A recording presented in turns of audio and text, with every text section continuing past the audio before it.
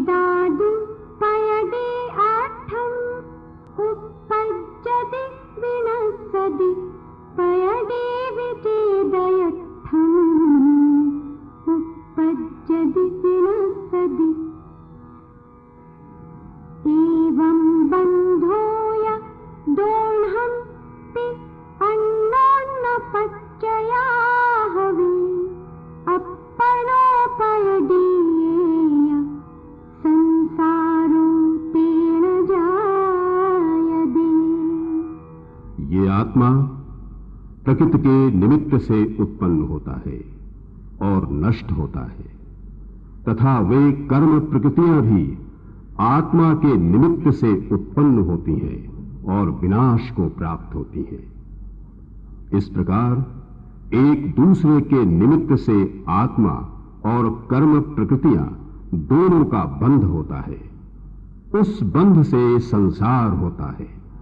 Zeiss पयदि आठम चेद गौण विमुञ्चति अयानो हवे तावं मिच्छादित्थि असंजदो जदा विमुञ्चते चेदा कर्मफलमनन्तयम् तदा विमुक्तो भवति जानगोपस्य गोमुनि। जब तक ये आत्मा कर्म प्रकृति के निमित्त से होने वाले उत्पत्ति और विनाश को नहीं छोड़ता तब तक वो अज्ञानी, मिथ्या दृष्टि और असंयत रहता है। जब आत्मा अनंत कर्म फल को छोड़ देता है तब वो बंध से मुक्त हुआ ज्ञाता, दृष्टा और संयत हो जाता है। अन्नानि कर्मफलम् पयदि सहावत्थि दोदु वेदेदि नानि पुनकर्मफलम् जानदि उदिदं न वेदेदि। अज्ञानी प्रकृति के स्वभाव में स्थित हुआ कर्म के फल को भोगता है और ज्ञानी उदय में आए हुए कर्म के फल को जानता है, भोगता नहीं। न मुयदि पयदिमभव्वो सुट्ठवि अध्यायि दोण सत्थाणि गुडदुग्धं पिबन्ता न पन्नयानि विसाहन्ति। अभव्य जीव शास्त्रों को भली भांति पढ़कर भी प्रकृति स्वभाव को नहीं छोड़ता। जैसे सर्प गुण मिश्रित दूध को पीते हुए भी विष रहित नहीं होते। निव्येय समावन्नो नानि कर्मफलं वियाणादि महुरं कटुयं बहुविहं वेदगो तेन सोऽहोदि। वैराग्य को प्राप्त ज्ञानी मधुर, कटुक अनेक प्रकार के कर्म फल को जानता है, इसलिए वो कर्म फल का भोगता नहीं है। न विकुव्वदि न विवेददि नानि कर्माणि बहुपयारायु जानदि पुनकर्मफलं बन्धं पुण्यं च पावं च। ज्ञानी बहुत प्रकार के कर्मों को न तो करता है न भोगता ही है, किंतु वो पुण्य और पाप रूप कर्म बंध को और कर्म फल को जानता है। दिट्ठी स्वयं पिणाणं अकारयं तः अवेदयं चैव जानदि न्यबन्धमुखं कमुदयं निज्जरं चैव। जैसे नेत्र दृश्य से भिन्न होने से वो दृश्य को न करता है न अनुभव करता है, उसी प्रकार ज्ञान कर्म से भिन्न होने के कारण स्वयं कर्मों का कर्ता नहीं है और उनका भोक्ता भी नहीं है। वो तो बंध, मोक्ष, कर्म के उदय और निर्जरा को जानता है। लोगस्य गुणदिविन्हो सुरनारयतिर्यमाणसे सत्ते समणानं पिय अप्पा यदि कुव्वदि छव्विहे काये लोग समणानमेवं सिद्धन्तं परिणदिस्सदिविशेषो लोगस्य गुणदिविन्हो समणानम् अप्पो गुणदि एवं न को विमुखो दिशदि लोग समणानं दोढंपि नित्यं कुर्वन्तानं सदैव मनुयासुरे लोगे। लोक के मत में सुर, नारक, तिर्यंच और मनुष्य प्राणियों को विष्णु करता है, और यदि श्रमणों के मतानुसार भी आत्मा 6 काय के जीवों को करता है, तो इस प्रकार लोक और श्रमणों में सिद्धांतों की दृष्टि से कोई अंतर नहीं दिखता। लोक के मत में विष्णु करता है और श्रमणों के मत में आत्मा करता है। इस प्रकार देव, मनुष्य और असुर लोकों को सदा करते हुए लोक और श्रमण दोनों का भी कोई मोक्ष दिखाई नहीं देता। व्यवहार भासि दीर्णदु परदव्वं मम भणन्ति विदिदत्था जानन्ति निश्चयेन दुर्लभ्य इह परमाणुमित्तमवि। व्यवहार नए से परद्रव्य मेरा है ऐसा कहते हैं, और पदार्थ के स्वरूप को जानने वाली ज्ञानी जन तो जानते हैं कि निश्चय नए से इस संसार में परमाणु मात्र कुछ भी मेरा नहीं है। जह कोवि नरो जंपदि अम्हाणं गाम विषयणयररट्ठं नय होन्ति तानि तस्सदु भणदि य मोहेण सो अप्पा एमेव मिच्छदिट्ठि नानि निस्संशयं हवदियेसो जो परदवं मम इति जानन्तो अप्पयं गुणदि तंहाण मेति णच्चा दोढं एदान कत्तिववसाओ परदव्ये जानन्तो जाणिज्जा दिट्ठिरहिदाणम्। जैसे कोई पुरुष कहता है कि ये ग्राम, जनपद, नगर और राष्ट्र हमारा है, किंतु वस्तुतः वे उसके नहीं हैं, तथापि वो आत्मा मोह से ऐसा कहता है। इसी प्रकार जो ज्ञानी परद्रव्य मेरा है ये जानता हुआ परद्रव्य को निज रूप कर लेता है, वो ज्ञानी निस्संदेह मिथ्या दृष्टि है। इसलिए ये परद्रव्य मेरे नहीं है, ये जानकर लोक और श्रमण इन दोनों के परद्रव्य में कर्तृत्व के व्यवसाय को जानते हुए समझो कि ये व्यवसाय मिथ्या दृष्टियों का है। मिच्छत्तं यदि पयदि मिच्छा दिट्ठि करेदि अप्पाणं तंहा अचेदनादे पयदि ननु कारगा पत्ता।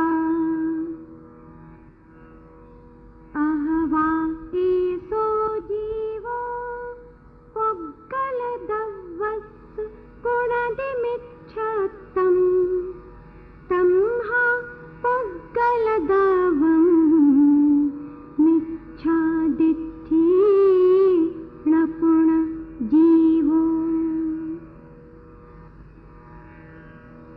अह जीवो पयडीतः पग्गलदव्वं कुणन्ति मिच्छतं तं हा देहि कदं तं दोन्हि विभुञ्जन्ति तत्सफलम् अहणा पयडीण जीवो पग्गलदव्वं करेदिमिच्छतं तं हा पग्गलदव्वं मिच्छतं तं तुणः मिच्छा।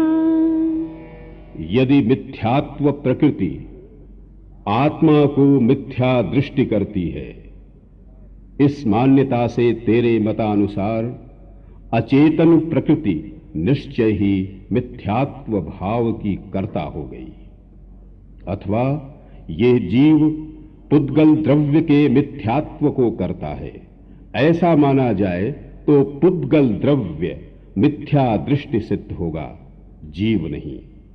अथवा जीव तथा प्रकृति ये दोनों पुद्गल द्रव्य को मिथ्यात्व रूप करते हैं, ऐसा मानने से दोनों के द्वारा किए हुए मिथ्यात्व के फल को वे दोनों ही भोगेंगे। अथवा न तो प्रकृति और न जीव पुद्गल द्रव्य को मिथ्यात्व रूप करता है, ऐसा मानने से पुद्गल द्रव्य को मिथ्यात्व भाव का प्रसंग आ जाएगा। क्या वो वास्तव में मिथ्या नहीं है? कन्नेहि दु अन्नानि किच्चदि नानि तहेव कन्नेहि सुवाविज्जदि जग्गाविज्जदि तहेव कन्नेहि सुहाविज्जदि दुःखाविज्जदि तहेव कन्नेहि अमिच्छत्तं निज्जदि य असंजमं चैव कन्नेहि भमाडिज्जदि उद्धमहं चावितिर्यलोयं च कन्नेहि चैव किज्जदि सुहासुहं जेत्यं किञ्चित् जंहा कम्मं कुव्वदि कम्मं देदि हरदित्तिजं किञ्चित् तं हा सव्वे जीवा अकारगा हन्ति आवन्ना। कर्मों के द्वारा जीव अज्ञानी किया जाता है, उसी प्रकार कर्मों के द्वारा ज्ञानी होता है। कर्मों के द्वारा जीव सुलाया जाता है, उसी प्रकार कर्मों के द्वारा जगाया जाता है। कर्मों के द्वारा जीव सुखी होता है, उसी प्रकार कर्मों के द्वारा दुखी होता है। कर्मों के द्वारा जीव मिथ्यात्व और असंयम को प्राप्त होता है, और कर्मों के द्वारा जीव ऊर्ध्वलोक, अधोलोक और तिर्यक लोक में भ्रमण करता है। कर्मों के द्वारा ही जो कुछ जितना शुभ और अशुभ है वो होता है, क्योंकि कर्म करता है, कर्म देता है। इस प्रकार जो कुछ है उसे कर्म ही हरता है, इसलिए सभी जीव अकर्ता सिद्ध होते हैं। पुरि सिद्धिया हिलासी इत्थि कम्मं च पुरि समहिल सदि ऐसा आयरिय परंपरागदा एरसी दुसुदी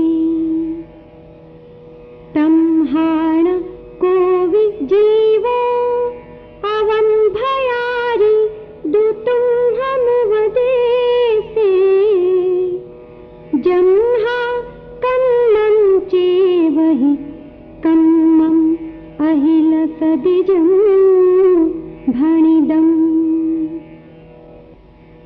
जंहाघादेदि परं परेण घादिज्जदेय सापयदि एदेणत्थेन दुःखिर भन्नदि परघादणामेति